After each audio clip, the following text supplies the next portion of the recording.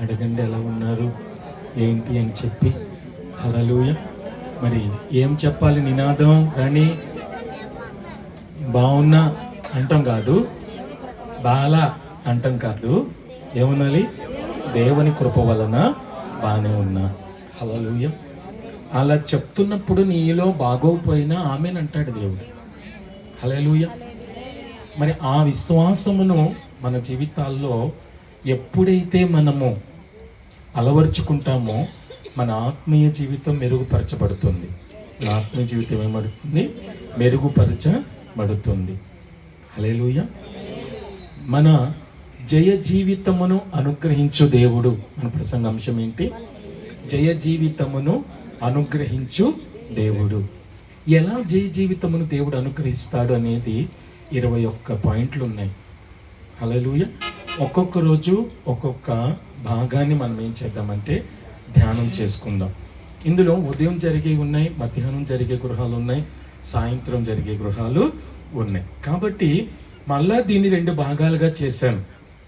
హల్లెలూయా. దీన్ని ఎన్ని భాగాలుగా చేసాం? 2 భాగాలుగా చేసాం. కడవరి దినములు జయ జీవితము. చెప్పండి ఏంటి? కడవరి దినములు జయ జీవితము. అంటే జయ జీవితమును దేవుడు మనకిస్తాడు. ఎంతమందికి జయ జీవితం కావాలి? ఎందుకనంటే జయ జీవితమును అనుగ్రహించు దేవుడు. హల్లెలూయా. ఈరోజు కుటుంబంతో రావటానికి దేవుడు ఏమిచ్చాడంటే ఒక్కరే రాలే, వాళ్ళు కూడా త్వరలో వస్తారు. హల్లెలూయా. మరి ఏది ఏమైనప్పటికీ జయ జీవితమును అనుగ్రహించు దేవుడు. జయ జీవితమును అనుగ్రహించాలి అంటే కడవరి దినాలు గుర్తించాలంట. మనం ఏ దినాలు? కడవరి దినాలు గుర్తించాలంట. యోహాను రాసినటువంటి మొదటి పత్రిక 2వ అధ్యాయం 18వ వాక్యాన్ని ఒకసారి చదువుదాం. చిన్న పిల్లలారా, ఇది కడవరి గడియ, క్రీస్తు విరోధి వచ్చునని వింటిరి కదా. ఇప్పుడును అనేకులైన క్రీస్తు విరోధులు బయలుదేరి ఉన్నారు. ఇది కడవరి గడియ. చాలండి. ఇది కడవరి గడియ. అంటే కడవరి గడియ ఎవరైతే ఆ సూచన గుర్తిస్తారో వారికి దేవుడు ఏమనుగ్రహిస్తాడు? జయ జీవితమును అనుగ్రహిస్తాడు. ఎప్పుడైనా దేవుని దగ్గర మనం అడగవలసింది ఏంటి అంటే, ప్రభువా ఈ 21 రోజు కూడా 5 విషయాలు మీరేం చేయాలంటే మనలో మనం ప్రశ్న వేసుకోవాలి. ఎన్ని విషయాలు? 5 విషయాలు. ఒకటి ఏంటంటే, నేను విడిచిపెట్టవలసిన పాపం ఏదైనా ఉందా? మొదటిది ఏంటి? నేను విడిచిపెట్టవలసిన పాపం ఏదైనా ఉందా? ఉంటే గనక ఈ 21 రోజులో విడిచిపెడతానికి ఏం చేయండి? కృప చూపించండి. రెండవది, నేను వింటున్న సందేశంలో చేపట్టవలసిన వాగ్దానం ఏదైనా ఉందా? నేను వింటున్న సందేశంలో నేను చేపట్టవలసిన వాగ్దానం ఏదైనా ఉందా? మూడవది మనం చూస్తే నేను అనుసరించవలసిన మాదిరి ఏదైనా ఉందా? అనుసరించవలసిన మాదిరి ఏదైనా ఉందా? నాలుగవదిగా చూస్తే నేను విధేయత చూపవలసిన ఆజ్ఞ ఏదైనా ఉందా? ఐదవది, నేను సంపాదించవలసిన జ్ఞానం ఏదైనా ఉందా? ఒకటేంటి? విడిచిపెట్టవలసింది ఏదైనా ఉందా? రెండవది, చేపట్టవలసిన వాగ్దానం ఏదైనా ఉందా? మూడవది, అనుసరించవలసిన మాదిరి ఏదైనా ఉందా?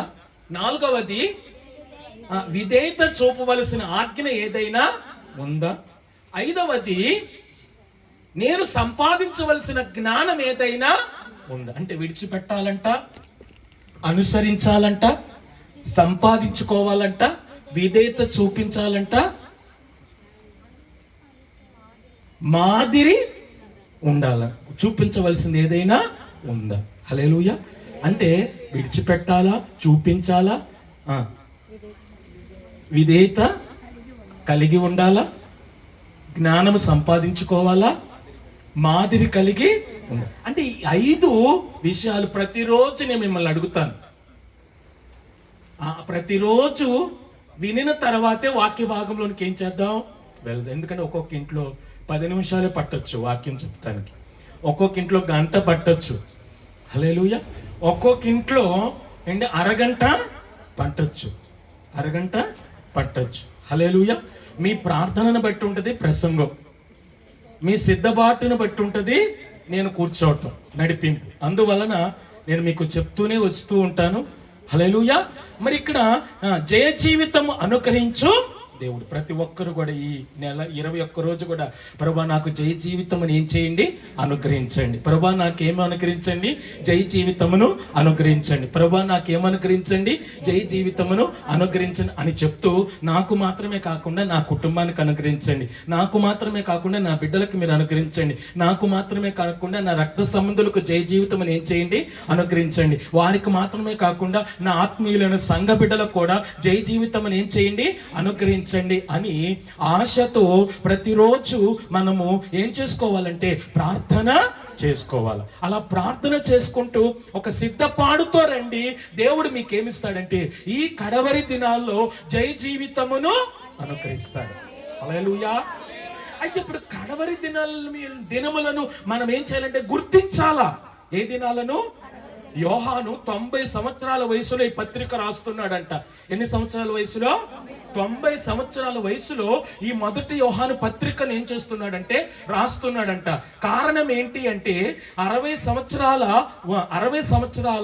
అనుభవం, సేవా అనుభవంలో 60 సంవత్సరాల క్రైస్తవ సంఘానికి, ఎన్ని సంవత్సరాల?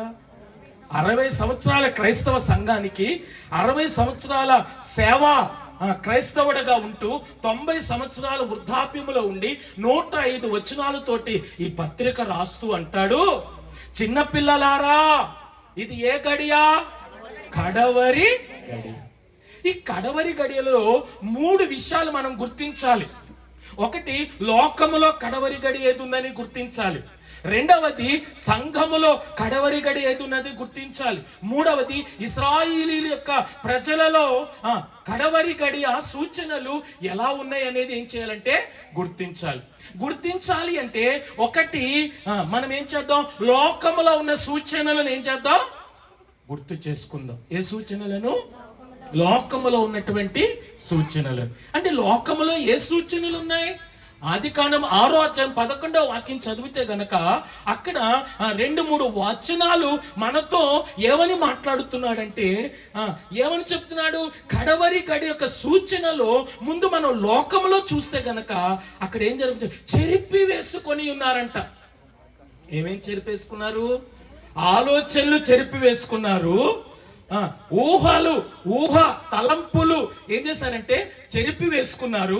కారణం ఏంటి అంటే నోవాహు కాలములో జరిగినట్టుగా ఇప్పుడు ఈ దినములలో కూడా, మనుష్య కుమారుని దినములలో కూడా మనకి సూచనలు లోకములో ఏమవుతున్నాయి? కనిపిస్తున్నాయి. హల్లెలూయా. ఇప్పుడు వివాహాలు చాలా ఈజీ అయిపోయినాయి. ఏమైపోయినాయి? ఇప్పుడున్న వివాహాలు ఏమైపోయినాయి? ఈజీ అయిపోయింది. ఒకరినొకరు చూసేసుకొని ఏం చేసేసుకుంటున్నారు? పెళ్లిళ్ళు చేసేసుకుంటున్నారు. అసలు వివాహం అంటే ఎలా జరగాలి అంటే, హల్లెలూయా, దేవుని చిత్తం ఉండాలంట వివాహానికి. రెండవది, తల్లిదండ్రుల అంగీకారం ఉండాలంట. ఎవరి అంగీకారం? తల్లిదండ్రుల యొక్క అంగీకారం ఉండాలి అంట. మూడవది, సేవకుని యొక్క సమ్మతి ఉండాలంట.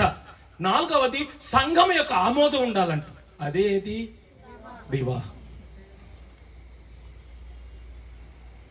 ఇప్పుడు అవేమీ 4 ఉన్నాయా? ఎందుకు లేవు? మరి ఏ సూచనలు ఇవి? కడవరి గడియ సూచనలు. నోవాహు దినములలో ఉన్నట్టుగా మనిషి కుమారుని దినములలో ఉన్నాం కదా. మరి ఎన్ని సంవత్సరాల క్రితం రాశాడు?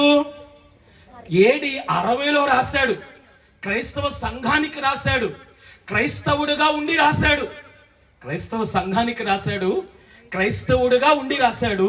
హల్లెలూయా. 90 సంవత్సరాల వృద్ధుడిగా ఉండి 105 వచనాలతో, చిన్నపిల్లలారా ఇది కడవరి గడి అంటే, ఆ రోజుల్లోనే కడవరి గడి అంటే, ఇప్పుడు మనం ఆ కడవరి గడి యొక్క అంచుల్లో ఉన్నాం.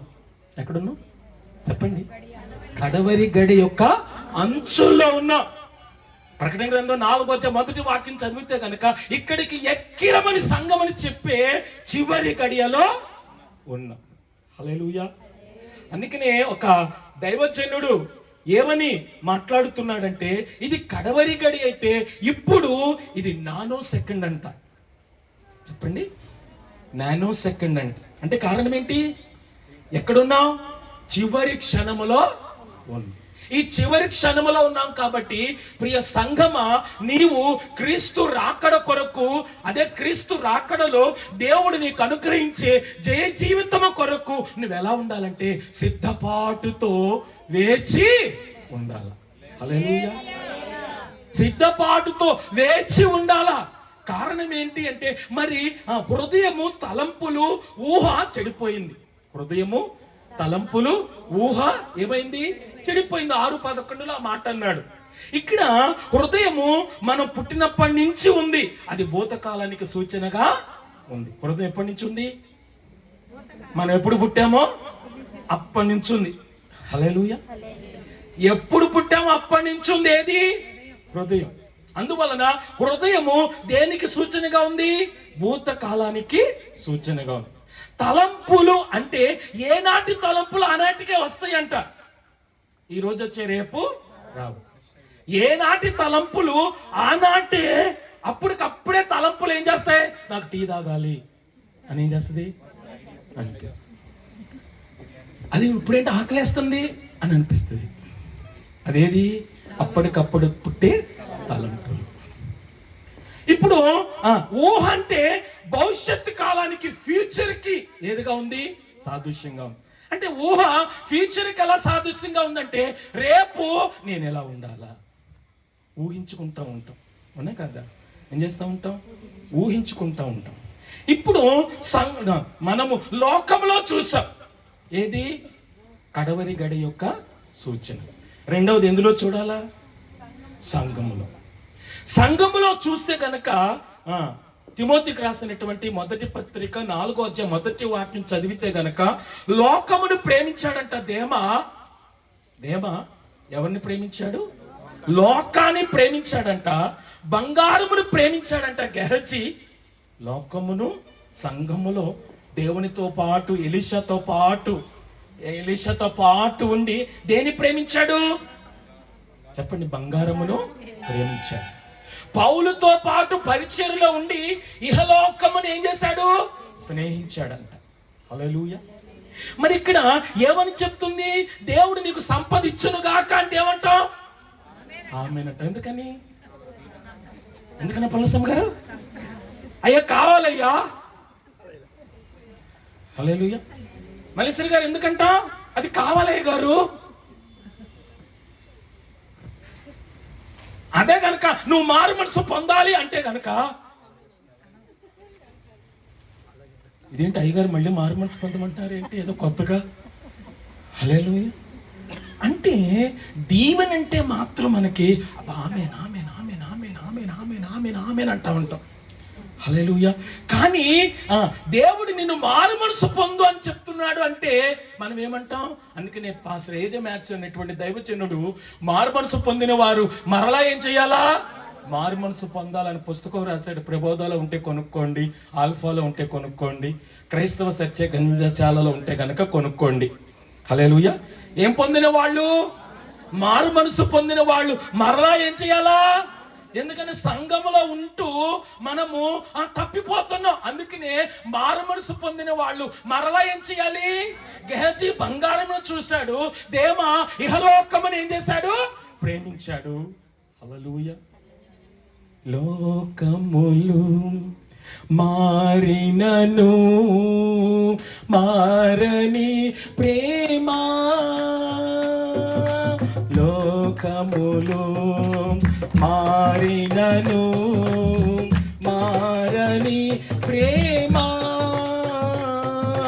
సముద్రములు చల్లార్చిన యేసుని ప్రేమ,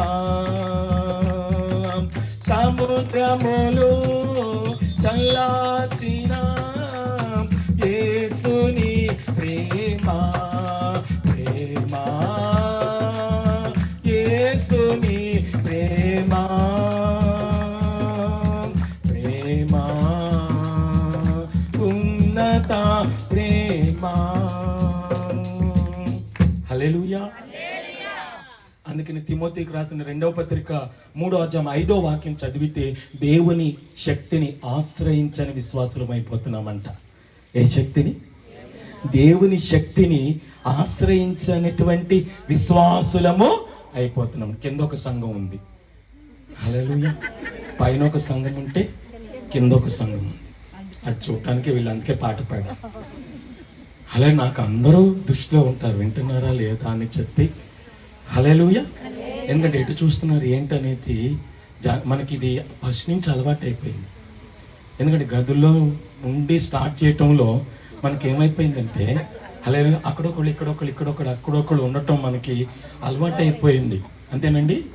అందువలన మరి దేవుడు మనల్ని దీవించాలి అంటే చాలా మందికి ఏది? ఆశ, ఇష్టం. ఇప్పుడు 3వదిగా ఎక్కడ చూద్దాం? ఇశ్రాయేలీయులలో చూద్దాం. ఎక్కడ? ఏ సూచనలు? కడవరి గడియ యొక్క సూచనలు లోకములో చూసాం. 2వది సంఘములో చూసాం. 3వది ఇశ్రాయేలీయులలో చూస్తే గనక మనము ఒక వాక్య భాగాన్ని మనం చదువుకుంటే యెషయా గ్రంథం 11వ అధ్యాయం 11వ వాక్యం ఒకసారి చదవండి. యెషయా గ్రంథం 11వ అధ్యాయం 11వ వాక్యం.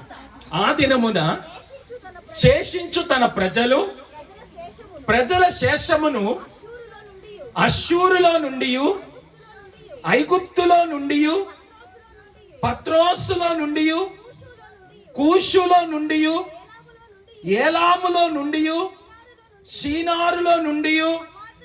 చాలండి. 1948వ సంవత్సరం నుంచి ఇప్పటి వరకు కూడా యూదులు అనబడిన ఇశ్రాయేలీయులు తన దేశమునకు యెరూషలేమునకు నానా దేశముల నుంచి ఏం చేయబడుతున్నారు? సమకూర్చబడుతున్నారు. హల్లెలూయా. ఎప్పటి నుంచి ఎప్పటి వరకు? 1948వ సంవత్సరం నుంచి ఇప్పటి వరకు కూడా యూదులు ఏం చేయబడుతున్నారు? సమకూర్చబడుతున్నారు. ఇది ప్రవచనం యొక్క నెరవేర్పు. 2వది కడవరి గడి యొక్క సూచన. హల్లెలూయా. సంఘము లోకములో ఉన్న సూచన ఏంటి? నోవహు కాలంలో జరిగినట్టుగా ఇల్లు కట్టుకొనుచున్నారు, పెండ్లు చేసుకొనుచున్నారు, నారు నాటుచున్నారు, అమ్ముచున్నారు, కొనుచున్నారు. కాబట్టి ప్రియ బిడ్డలారా ఎలా ఉండండి? ఇది కడవరి గడియ కాబట్టి చిన్న పిల్లలారా మీరు ఎలా ఉండండి అంటే హల్లెలూయా జయ జీవితమును కోరుకోండి తప్ప హల్లెలూయా అపజయములో ఉన్నటువంటి అపజయముతో కూడినటువంటి ఒక జీవితాన్ని మీరు కోరుకోబాకండి. జయ జీవితమును దేవుడు మనకి అనుగ్రహించటానికి, ఆయన బిడ్డలుగా మనకివ్వటానికి ఆయనకి ఇష్టమై ఉన్నది. మరి ఆ రోజు నుంచి ఈ రోజు వరకు కూడా ఏం చేస్తున్నారంటే సమకూర్చబడుచు ఉన్నారు. ఒక్కోటి చెప్తూ ఉంటాను. హల్లెలూయా. 21 రోజులో కూడా సంఘములో ఏం జరుగుతుంది, లోకంలో ఏం జరుగుతుంది, ఇశ్రాయేలులో ఏం జరుగుతుంది, ఒక్కొక్క ఉదాహరణ చెప్పాను మీకు. ఇప్పుడు జయ జీవితము క్రీస్తు ద్వారా మనకి జయ జీవితము ఎలా వస్తుంది? దేని ద్వారా? క్రీస్తు ద్వారా జయ జీవితము మనకి ఎలా వస్తుంది? ఒకటి, క్రీస్తు మాదిరిని అనుసరిస్తే మనకేమవుతుంది జయ జీవితము? ఎవరి మాదిరి? క్రీస్తు యొక్క మాదిరి. హెబ్రీ పత్రిక 4వ అధ్యాయం 15వ వాక్యం ఒకసారి చదువుదాం. హెబ్రీ పత్రిక 4వ అధ్యాయము 15వ వాక్యం చదువుదాం. మన ప్రధాన యాజకుడు మన బలహీనతల యందు మనతో సహానుభవం లేనివాడు కాడు గాని సమస్త విషయములోను మన వలనే శోధింపబడినను ఆయన పాపము లేనివాడుగా. అంటే క్రీస్తుకున్నటువంటి 5 ప్రత్యేకతలు నేను మీతో చెప్తాను. హల్లెలూయా. ఒకటి, పాపము లేనివాడు అన్నాడు కదా. ఎటువంటి పాపము లేనివాడంటే సఫిషియంట్ వన్, అంటే సరిపోయిన వాడు. మన దేవుడు ఎవరు? సఫిషియంట్ వన్ అంటే సరిపోయిన వాడు. క్రీస్తు మనకెవరు? సరిపోయిన వాడు.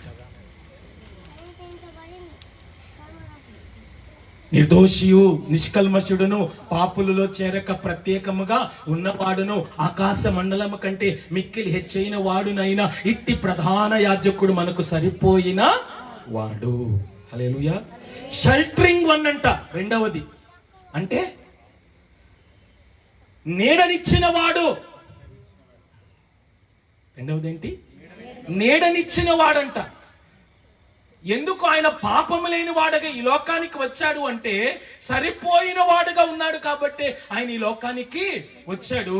రెండవది పాపము లేని వాడుగా ఎందుకు ఈ లోకానికి వచ్చాడంటే మనకి ఆ పాపములో నుంచి విముక్తినిచ్చి ఆ క్రీస్తు నీడలోనికి మనల్ని ఏం చేయటానికంటే నడిపించటానికి. హల్లెలూయా. షెల్టరింగ్ వన్ గా వచ్చాడు. కొంచెం ఇంగ్లీష్ ఎక్కువ చదువుకున్న వాళ్ళైతే నా మాటలే కొంచెం కష్టం, వినండి, అర్థం చేసుకోండి. హల్లెలూయా. అంతవరకు వచ్చాను అంటే ఎందుకంటే డిగ్రీలు పొందిన వాళ్ళు చాలామంది ఉన్నారు ఇక్కడ. హల్లెలూయా. క్రైస్తవత్వానికి డిగ్రీ అక్కర్లా. ఏమక్కర్లా చెప్పండి? ఏమక్కర్లా? డిగ్రీ అక్కర్లా. నాకు డిగ్రీ ఉన్నట్టుండి ఒక సిస్టర్ గారు తెలుసు, MA BE BEd BA PhD MA. ఆమెకి బైబుల్ వాక్యం ఎక్కడుందో తెలియదు. అయ్యా ఫోన్ చేసి అయ్యా ఈ వాక్యం ఎక్కడుందని అన్నాడు. ఇప్పటికి నేను మర్చిపోలేను. భలే నవ్వుతున్నాను. హల్లెలూయా. ఇప్పటికి నేను మర్చిపోలేను నాంచార్య గారు. హల్లెలూయా. ఎందుకు మర్చిపోలేనంటే ఈ క్రైస్తవ జ్ఞానం ఉంటే గనక.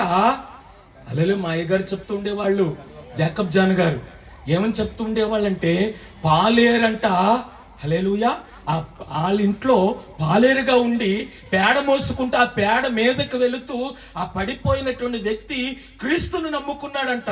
ఆ నమ్ముకున్న వ్యక్తి ఒకరోజు ఆ ఎవరింట్లో పాలేరుగా పనిచేస్తున్నాడో ఆ వ్యక్తికి అస్వస్థత కలిగి మరణమయ్యాడు. మరణమైతే ఆ పాలేరుతో దేవుడు మాట్లాడుతున్నాడంట, ప్రియ కుమారుడా వెళ్ళి నీ యజమానురాలికి ఏం చేయి, ప్రార్థన చేయి, నేను లేపుతానన్నాడంట. హల్లెలూయా. లేపుతానన్నాడు. అప్పుడు ఆ సమయంలో భయపడుతున్నాడు, కానీ దేవుడు ప్రేరేపిస్తున్నాడు. ఈయన భయపడుతున్నాడు, ప్రేరేపిస్తున్నాడు దేవుడు. వెళ్ళి వాళ్ళ యజమానితో చెప్పాడంట, అయ్యా దేవుడు నన్ను ఆ అమ్మగారికి ప్రార్థన చేయమంటున్నాడంటే. హల్లెలూయా. ప్రార్థన చేయటం ఏంటి? ఆమె ఏమైంది? చనిపోతే అన్నప్పుడు కాదయ్యా చిన్న ప్రార్థన నేను అమ్మగారి కోసం చేస్తానని చెప్పి ఈ పేడ మోసేటువంటి పాలేరు. హల్లెలూయా. లోపల కూడా రాలేనటువంటి పాలేరు అండ్ సోఫా మీద కూర్చోవటానికి అవకాశం లేకుండా కింద కూర్చున్నటువంటి పాలేరు. హల్లెలూయా. ఇప్పుడు అమ్మగారు చనిపోయినటువంటి ఆ శవం దగ్గర మోకరించి ప్రార్థన చేస్తే దేవుడు ఆ ప్రార్థన ఆలకించి ఆమెను తిరిగి ఏం చేశాడంటే బ్రతికించాడు.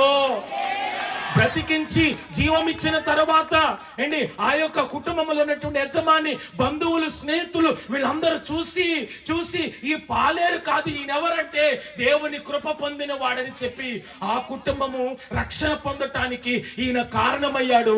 ఈ పాలేరు ద్వారా అండి ఆ కుటుంబం అంతా రక్షించబడింది. ఆ రోజు దినములు గడిచిన తర్వాత వాళ్ళ భోజనం బల్ల మీద కూర్చొని భోజనం చేయటానికి దేవుడు ఆ పాలేరుకి ఏమిచ్చాడు? అవకాశం ఇచ్చాడు. హల్లెలూయా. ఈ రోజు కూడా నీ కుటుంబంలో ఏదైతే లేదు అని బాధపడుతున్నావో, నా పరిస్థితి ఇలా ఉంది ప్రభా, నా పరిస్థితికి ఒక మార్పు దయచే ప్రభా, నా పరిస్థితికి నా హీన స్థితికి ఆ స్థితి నుంచి నాకు ఒక విడుదల దయచే ప్రభా అని ఆశతో వచ్చి ఉండొచ్చు, లేకపోతే ఆశతో ప్రార్థన చేస్తూ ఉండొచ్చు. అయ్యా ఈ కడవరి దినముల్లో జై జీవితం ఇస్తానని మీరు మాట ఇచ్చున్నారు కాబట్టి ఈ కడవరి దినముల్లో జై జీవితం అనుకరించడానికి నా కుటుంబాన్ని మీరు దర్శించండి ప్రభు అంటే ఈ పాలేరు ప్రార్థనకి శక్తినిచ్చిన దేవుడు ఈ రాత్రికాల సమయంలో నువ్వు చేస్తున్నటువంటి ఆ చిన్న ప్రార్థనకు దేవుడు జయమిచ్చి నీ కుటుంబం ద్వారా, నీ ప్రార్థన ద్వారా, నీ కుటుంబం ద్వారా దేవుడు జయ జీవితం ఇవ్వటానికి, అనేకులను వెలుగుగా నింపటానికి, అనేకులను నీ వైపు తిప్పటానికి ఆయన ఎవరిగా ఉన్నాడంటే సమర్థుడుగా ఉన్నాడు. ఒకటేంటి? సఫిషియంట్ వన్, సరిపోయినవాడు. రెండవది షెల్టరింగ్ వన్, నీడనిచ్చేవాడు. మూడవది సస్టైనింగ్ వన్ అంట. ఏంటిది? రాసుకోండి మీరు. హల్లెలూయా. అంతేనా వాసంతి? ఇందాక నుంచి డూ ఏదో అనుకున్నా. హల్లెలూయా. ఎక్కడెక్కడ కూర్చున్నారు ఇప్పుడు తెలియట్లే. హల్లెలూయా. రాబోయే రోజుల్లో తెలుస్తూ ఉంది పాపం కుర్చీలన్నీ. హల్లెలూయా. నా పక్క ఫ్రెండ్ వస్తుందని ఆపి 21 రోజు మాకు ఈ ప్రయాణం. మొదటి రోజు ఆరంభమైంది. పాప అయ్యగారిలు కాబట్టి కొంచెం బిడిగ్గా ఉండి అక్కడక్కడ కూర్చుంటున్నాం. హల్లెలూయా. వెళ్ళే కొందికి ఇక హల్లెలూయా. ఎక్కడ కూర్చున్నాడు? సజ్జన్ ఫ్రెండ్ సజ్జన్ పక్కన కూర్చుంటాడు. హల్లెలూయా. పాస్టమ్మ గారి ఫ్రెండ్ పాస్టమ్మ గారి పక్కన కూర్చుండదు.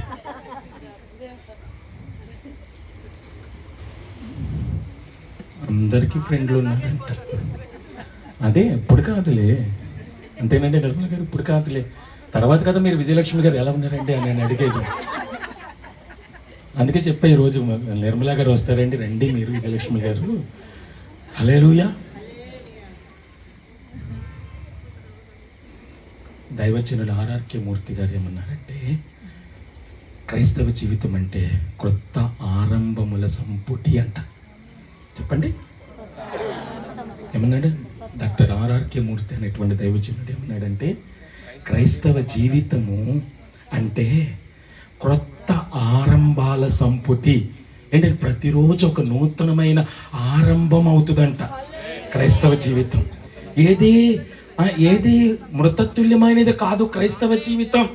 క్రైస్తవ జీవితం ఎటువంటిదంటే అంటే క్రొత్త ఆరంభాల, ఏ రోజుకు ఆ రోజు నూతనత్వాన్ని పొందుతామంట, ఏ రోజుకు ఆ రోజు నూతన కృపను పొందుతామంట. అందుకని యెహోవా కొరకు ఎదురు చూచువారు నూతన బలం అన్నాడు.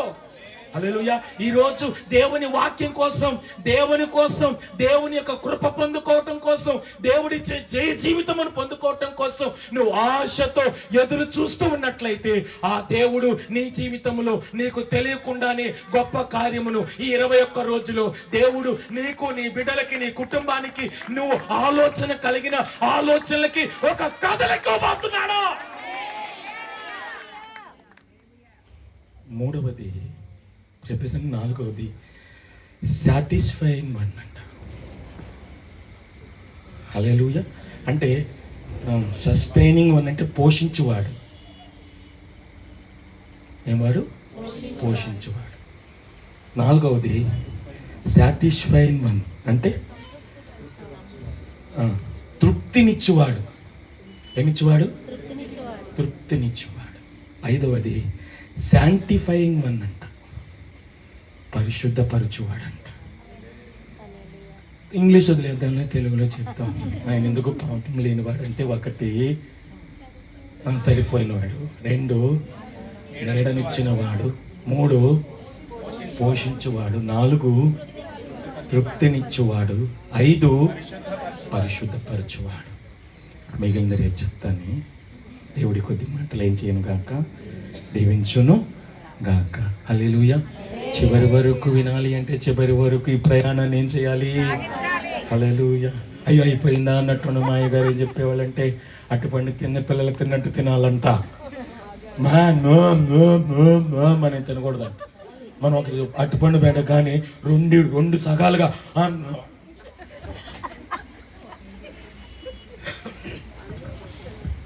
అటుపండును కూడా ఇలా తయారు చేసి చెప్పారు మా అయ్యగారు. ఏం చెప్పారు ఆమెట? సప్పరిస్తారంట కానీ ఏం చేయరంట, తినరంట. చిన్నపిల్లలకి ఇచ్చిన అట్టిపండు చూడండి, సప్పరిస్తే గారు ఏం చేయరు, అయిపోద్దని. హల్లెలూయా. అలా 21 రోజు హల్లెలూయా ఈ వాక్య భాగాన్ని మనం ధ్యానం చేసుకుందాం. దేవుడి కొద్ది మాటలు దీవించును గాక. ఆమె ప్రార్థన చేసుకుందాం. యేసునామములో కుటుంబాన్ని చేయండి, దీవించండి అని సత్య గారు మన మధ్యలో ఉన్నారు. 7 సార్లు నుంచోండి ఒకసారి. ప్రతి ఇంట్లో కూడా ఒక్కొక్కరు ఒక్కొక్క కుటుంబం గురించి ఏం చెప్పాలా? యేసునామములో కుటుంబాన్ని చేయండి, దీవించండి అని సత్య గారు చెప్తారు. ఆ సహోదరితో పాటు మనం కూడా చెప్తాం. పరిశుద్ధాత్మదేవా